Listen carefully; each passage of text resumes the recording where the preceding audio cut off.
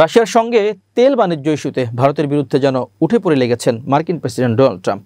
এমনিতেই তার 50% বাড়তি শুল্কের জোরে নিজেদের বৃহত্তম বিদেশি বাজার যুক্তরাষ্ট্রে অবস্থান নড়বড়ে হয়ে গেছে ভারতের। মাত্র 4 মাসের ব্যবধানে যুক্তরাষ্ট্রের বাজারে রপ্তানি 40%-এরও নিচে পড়ে গেছে দেশটির। এরপরও রাশিয়ার কাছ থেকে তেল কেনা অব্যাহত রাখবে মোদী সরকার, এমন ইঙ্গিত পেয়ে এবার মোদীর জন্য মহাবিপদেরই হুঁশিয়ারি দিলেন ট্রাম্প। স্পষ্ট ভাষায় তিনি বলেছেন, রুশ তেল কেনা বন্ধ না করলে আমেরিকা ভারতীয় পণ্যের উপর আরও বড় ধরনের শুল্ক আরোপ করবে।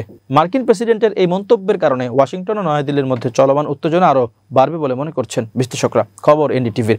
যুক্তরাষ্ট্রের স্থানীয় সময় রোববার 19 অক্টোবর রাতে এয়ারফোর্স ওয়ানে এক সাংবাদিক ভারতের উপর শুল্ক আরোপ নিয়ে ট্রাম্পের কাছে জানতে চাইলে জবাবে তিনি বলেন, ভারতের প্রধানমন্ত্রী নরেন্দ্র মোদীর সঙ্গে কথা বলেছি। তিনি আমাকে আশ্বস্ত করেছেন যে রাশিয়ার তেলের ব্যাপারটা তিনি আর করবেন না, কিন্তু ভারত সরকার দাবিটি অস্বীকার করেছে বলে ট্রাম্পকে জানানো হলে তিনি বলেন, সেটা আমি জানি না। তারা যদি এটা বলতে চায় তাহলে বিশাল শুল্ক দিতে হবে।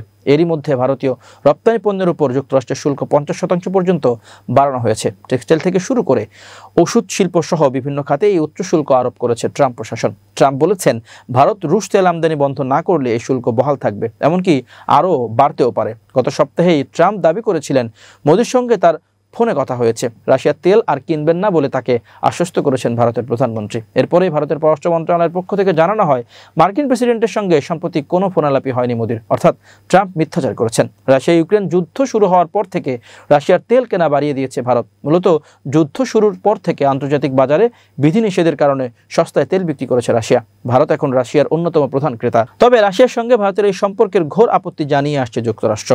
ট্রাম্প প্রশাসনের মতে, ভারত তেল কেনার কারণে ইউক্রেনে যুদ্ধ চালিয়ে যেতে পারছে রাশিয়া।